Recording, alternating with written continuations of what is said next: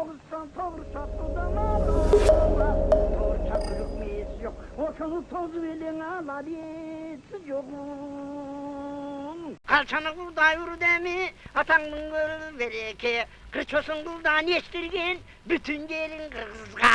Kırımdatıp kestirgen, kızlı tarla kaçkın yiyip. Sayakbay Karlaев bir ele Alatoonun içinde emes, ошол Сайыз өлкөлөрүндө болуп жаткан баардык иш-чараларга барып, улуу манасты күпүлдөтүп айткан. Ошолордун биринде Кароло-Фин эпосунун 100 жылдык юбилейине барып, финдердин өлкөсүндө болгондо Саякбайга адегенде 5 мүнөттөн убакыт берет. 5 мүнөттөн убакыттан 2 күн айтканда ал ушунчалык бук болуп, дардайып, барбайып калганын сезет. Ал эми гала концертке чыга турган учурунда 20 мүнөттүк убакыт берет. Ошондо Саякбай Каралаев 20 мүнөттүк убакытта адегенде өзүнүн үнүн өзү текшерип жаткансып, кыраатын келтирип, ырдап айтып, бир убакта күпүлдөп 20 мүнөт болгон кезинде арыстан манас өлбөй кал, азапты бейбак көрбөй кал, кандай мүшкүл болот деп кайгырып бөлдүм санаамды, капыстан өлүп калабы карындан чыккан баладан деп боздой ыйлап киргенде, адүнө кеткен манастын арбагын козго ыйлап киргенде, ошол жердеги олтурган жалпы эл, дүйнөлүк интеллигенция, дүйнөлүк академик Козин, академик Журмунский, профессор, докторлордун баардыгы кан бугандай токтоп калды дейт. Караңгылып отурган кагылайын сыгагым, тирүүлүктө көрөрүм, өлүп калсаң ана келем өкүнүп мени ушулана бул кезде көмөрүм. Кирген буурада буркулдап, буркан шаркан түшүп, баардыгын башка бир дүйнөгө жетелеп кирип кетти дейт. Жалпы залдагы эл айрандай уюду дейт. Саякбай колундагы кол жоолугун алып, сыкма кылып, сыгып алып туруп манас айтчу экен. Ошол менен көзүнүн жашын арчып жатканда, бетиндеги терини арчып жатканда, саке сабыр кылыңыз деп Азиз Салиев токтоткон учурунда Саякбай Каралаев адегенде аздап барып, боздоп барып токтогондо залдагы элдин баардыгы Саякбайга үңүлүп, чымындай жандан түңүлүп, бул эмне болду деп сүңгүп турганда, Саякбай ордунан туруп элге таазим кылып жүгүнгөндө, ошондо эл дүркүрөтө кол чаап, шапкесин көккө ыргытып, академик Козин, академик Журмунский жүгүрүп сахнага чыгып, Саякбайдын бети башын калтырбай өпкүлөп жатат дейт. Ошондо да Саякбай атабыз: "Ой, бул бети башымды 2-3 күндөн бери жууп эле келем. Бети башымды калтырбай жалап өпкүлөгөн өлөсөлүү абышкалар булар кимдер?" деп коет дейт. Анда: "Ой, бул өлөсөлүү дейт тура. Өлөсөлүү эмес эле, булар дүйнөлүк академик Козин, академик Журмунский жана башка деп баарын катарынан тааныштырып айтат дейт.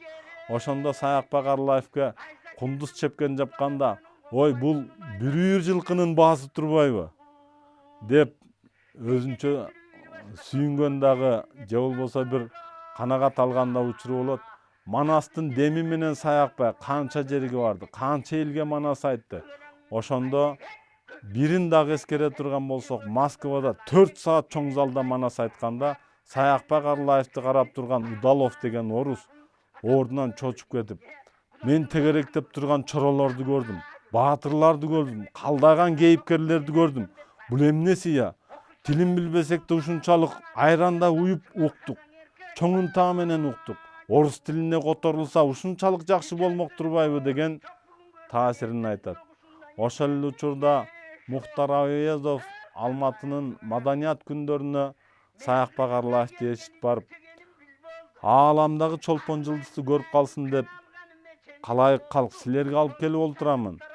Тыңдап калгыла, көрүп калгыла, угуп калгыла, билип калгыла" деп Саякбайдын алдына чыгып сүйлөп, Саякбайды тааныштырып, Саякбай баягыдай манас айтып күпүлдөгөндө, ошол күндөр казак тарыхында алтын тамгалар менен маданият күндөрүндө жазылып калды деп эскерет.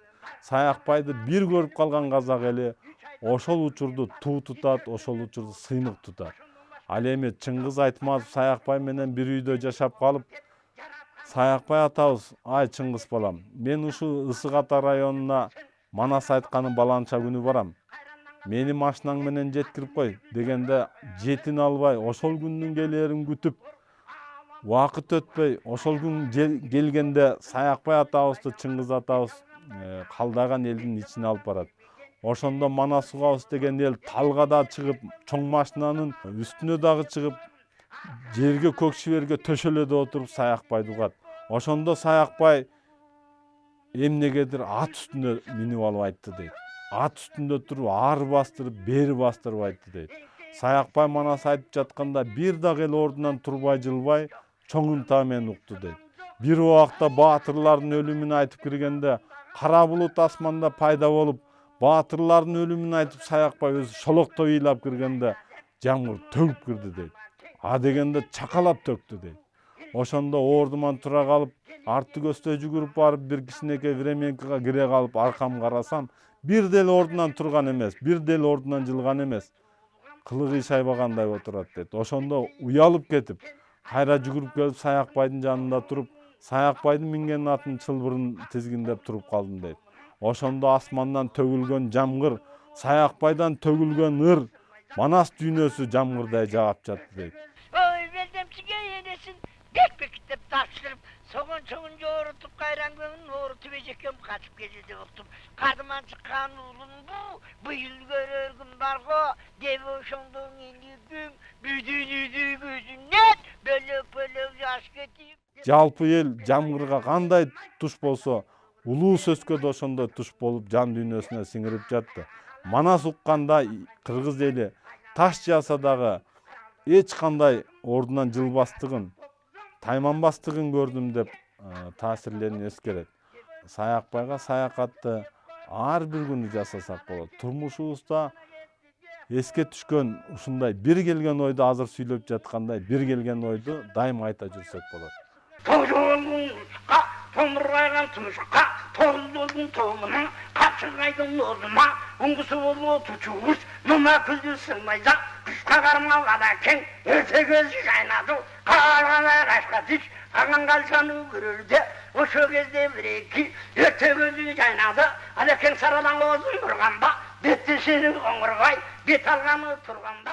Toğuzsan toğursa tudanala, toğursa gülükmeyiz yok, oşunu tozu elin alar yetsi yok.